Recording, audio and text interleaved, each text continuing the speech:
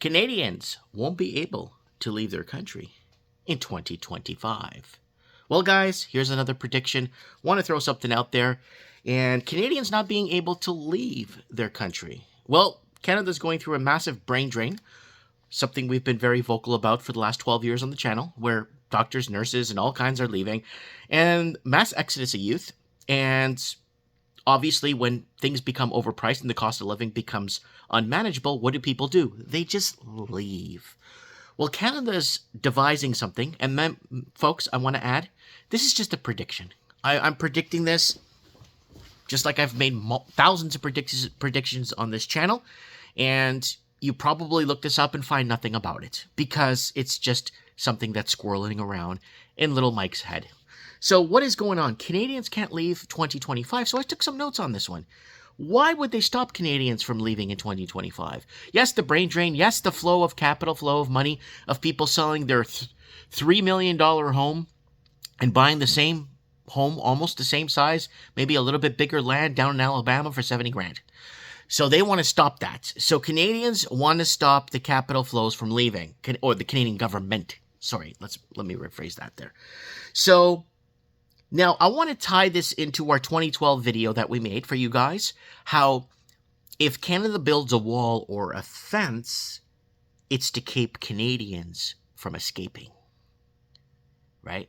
And we were going on that theory back in, I think it was 2016 or 2017. Oh, no, 2015. Yeah, when the Democrats were actually calling to build a southern border wall. The Democrats, yes, they were. Hillary Clinton and all of them were actually proposing a southern border wall at the time.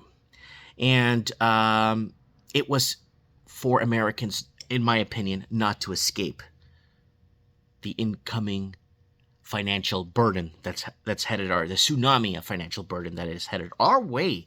Okay, well, here it is. So let's tie into that. Building a wall, a fence, or building some sort of a way where it'd be impossible for Canadians to leave their own country. Now, why? What would they manufacture? What would the framework look like? So I'm going to explain to you. If you have any student loans, if you bought into the whole student loan BS, if you actually bought into, if I get a college degree, I'm going to do better in life, if you actually bought into that, because 50 to 60% of college graduates or get a degree don't work in that field and end up working something else, right? So if you have student loans and you owe student loans because student loans became government debt, and they took it away from the banks and they federalized the debt for student loans. It made it easier for people to get student loans, but it made it easier for people to be entrapped. So if you have student loans, you won't be able to leave the country. If you have any CRA letter, Canada Revenue Agency, mailed to you, or an open case, they will disallow you from leaving the country. Yes, they will. And they can hold you to that, even though it's illegal. It's very illegal, but they will hold you, right, to that. So CRA will be writing out and sending everyone a letter for the sake of doing it, so that when you get to a border crossing, on the Canadian side, before, you get checked out, there are some American border crossings in Canada where you just go to the American side, they check you and they let you in. But now they're setting up more Canadian side border crossing, so you go through the Canadian side first, and they ask you where you're going or why you're leaving, or just to check to make sure you're not on unemployment insurance or getting something, or something's happening, or you're wanted, or you have a warrant on the Canadian side. Then you go to the American side and plead your case and why you want to go into their country, right? So if you have a CRA letter or an open case, they won't let you leave the country, right? Credit card debt. If you're in the rears with credit card debt or mortgage debt or whatever, I have a feeling that they won't allow you to leave the country, because you're responsible for high interest credit card debt that they got you into so you could buy food, because you had to buy food somehow. So you're buying it on credit cards. And if you do have or carry a balance, or you're in the rears, they could hold you back from leaving the country. Criminal record. Well, I think it's up to the discretion, Mike, of the other country accepting you as a visitor if you have a criminal record in Canada. What is Canada? Well, Canada will do something or make something up to make it look like how We are protecting the other country from a potential criminal in Canada from visiting yours. So he won't be leaving and stay in this open-air prison, which we've discussed here. Canada's an open-air prison. Video in 2019 that we did. And if you ever been refused entry into any country in the world, yes. And another one that I was thinking about is making passport application very complex in Canada.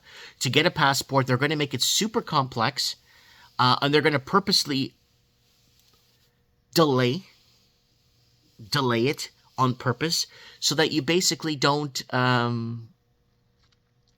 you can't get your ducks in a row to get out of the country if you want to travel or visit or exit or mass exodus the country. They're going to make it very hard for you to leave the country, right? So this is what I think. I believe that in Canada, by the end of 2025, because of the mass exodus of youth, middle class, people selling their $3 million tear-down homes, going stateside or Mexico or other places, Costa Rica, Panama, Brazil, wherever they're going, they're going to make it. They're going to make it very hard for. I have a feeling, because Canada's going to want to keep the capital in the country, right? And it's very interesting to see what they're going to do to the Canadians in this. Canadians have been punished. We've been explaining this to you guys for so many years, trying to explain how the middle class is under attack, under siege, whatever you want to call it. And now here we are today, right? Don't forget to like and subscribe, folks, and maybe share this video if you'd like to.